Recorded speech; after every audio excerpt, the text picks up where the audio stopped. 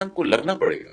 2027 तक तो आपको ई पासपोर्ट तो हर तरह से मैंडेटरी करना है, आपकी ई गेट्स होने चाहिए। अस्सलाम वालेकुम रहमतुल्लाह। 10 साल का पासपोर्ट बनवाने से मैंने भी अपनी काफ़ी वीडियोस में मना किया था कि 10 साल का पासपोर्ट ना बनवाएं, स्पेशली ओवरसीज पाकिस्तानी 5 साल का पासपोर्ट ही बनवाएं। उसका रीज़न भी दिया था कि इसका रीज़न क्या है। तो अभी जब कुछ दिन पहले 3-4 दिन पहले directorate general immigration and passport ने एक इंटरव्यू दिया और इंटरव्यू में उन्होंने ये कहा कि 2027 तक सबके लिए तकरीबन ई पासपोर्ट हो जाएगा शुरू। तो तब जाके उनको समझ आए कि यार मैं 10 साल का पासपोर्ट बनवाने से क्यों मना करता था। उसका एक सिंपल सा लॉजिक ये था कि यार 2027 तक जब सबके लिए ई पासपोर्ट हो जाएगा शुरू, एयरपोर्ट्स के ऊपर ई गेट्स नस्ब हो जाएंगे, तो सेम ये उसी तरह होगा। आपने देखा होगा मोटरवे के ऊपर अगर आप सफर कर रहे हो तो एम टैग वाली जो लाइन होती है वो बिल्कुल खाली होती है, जो आता है फौरन वहां से आगे गुजर जाता है। जबकि जो कैश वाली लाइन होती है वहां पे लंबी लाइन में काफी देर इंतजार करना पड़ता है, फिर पैसे दो, फिर बकाया लो, वगैरह वगैरह। तो उसमें बेहतर कौन रहता है? जिसने एम टैग लगवाया हुआ होगा, फौरन पहुंचेगा, गाड़ी का कोड स्कैन होगा, 1 सेकंड के अंदर अंदर आगे निकल जाएगा। तो सेम यही चीज है, आपके पास एमआरपी पासपोर्ट होगा, आपको पूरा प्रोसीजर जो है वो फॉलो करना होगा। आपके पास ई पासपोर्ट होगा तो गेट से बस स्कैन करके आगे निकल जाना है। और यही मैंने आपको बताया था कि जब आप अभी 10 साल का पासपोर्ट बनवा रहे हैं तो जाहिर सी बात है फिर आपका ई पासपोर्ट जाके 10 साल बाद बनेगा।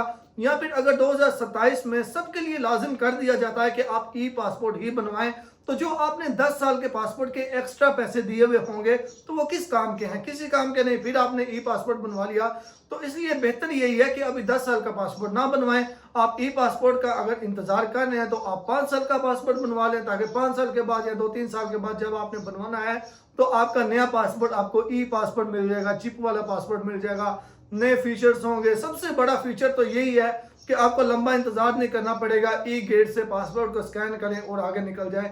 क्योंकि तब तक तो सारे एयरपोर्ट्स के ऊपर ई गेट जो है वो नस्ब कर दिए जाएंगे। बहुत से ममालिक में ऑलरेडी हो भी चुके हैं, पाकिस्तान में भी हो रहे हैं। तो ये सिस्टम, इसको अडॉप्ट करना चाहिए। कोई भी नई टेक्नोलॉजी आती है, कोई नया आपको बेनिफिट नजर आ रहा होता है, कोई अच्छी चीज आपको नई चीज नजर आ रही होती है, तो उन्हें हमें लाजमी तौर पे अडॉप्ट करना चाहिए। ये नहीं हमें सोचना चाहिए कि यार 10 साल का बनवा एक बारी जान छुड़ाओ। तो मेरे हाल में इन चीज़ों का जो है वो आपको एहतियात करनी चाहिए।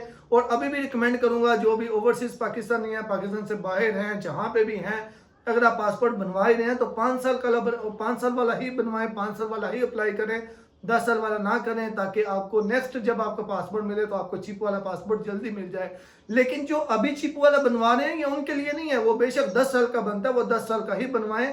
ये उनके लिए है जिनका एमआरपी पासपोर्ट, स्पेशली जितने भी ओवरसीज हैं वो ऑनलाइन अप्लाई कर रहे हैं, उन्हें तो एमआरपी ही मिलेगा, उन्हें ई पासपोर्ट अभी नहीं मिलेगा। और ओवरसीज के लिए तो अभी पता नहीं कब ये शुरू करेंगे ई पासपोर्ट। वैसे मेरे ख्याल में सबसे पहले इन्हें करना ही ओवरसीज के लिए चाहिए था। जो लोग डेली बेसिस पे या मतलब ज्यादा ट्रैवल कर रहे हैं, असल ज्यादा जरूरत तो उनके लिए है। तो मैं रिक्वेस्ट भी करूंगा डीजीआईपी से कि वो ओवरसीज के लिए जो है वो जल्दी से जल्दी ई पासपोर्ट स्टार्ट करें। तो बाकी मैंने आपसे जो रिक्वेस्ट करनी थी वो कर दी, इसको ज्यादा से ज्यादा शेयर भी करें ताकि दूसरे भी इससे फायदा उठाएं। अल्लाह हाफिज।